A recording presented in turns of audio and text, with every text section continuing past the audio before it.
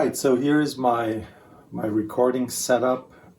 Obviously running Logic Pro, which is running off this trash can Mac Pro.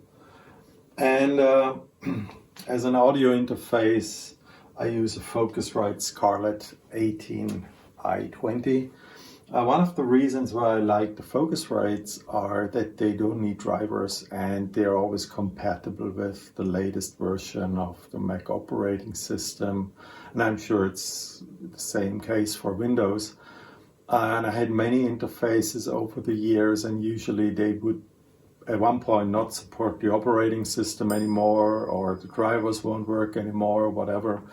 And Focusrite is just rock solid, so I really, really love that one.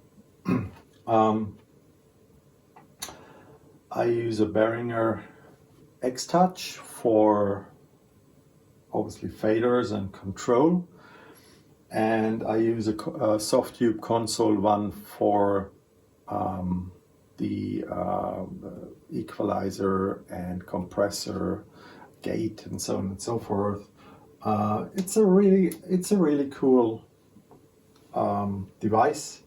It's a virtual SL4000E console, very famous from a company called Solid State Logic, and it's a really cool piece of gear because it gives you all the controls at your hands. There's no clicking around or anything. You can just simply change EQ settings and all sorts of things, and obviously the threshold for the compressor and things like that. It's really cool, and you can easily switch it on and off, so you see how it influences the sound. So when I'm doing sound shaping, I most of the time do it through the console one by just listening rather than looking at the curves or dials or whatever.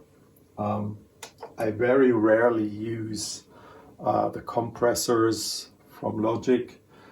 Of course, what I do use are virtual instruments from Logic and the built-in effects, which are just great. So this is really good.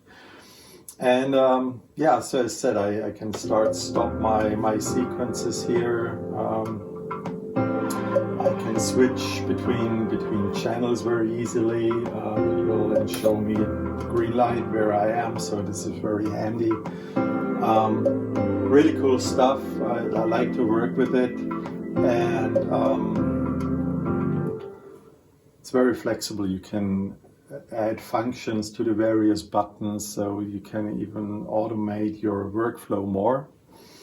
You can also control the internal effects apart from obviously using those buttons for pan.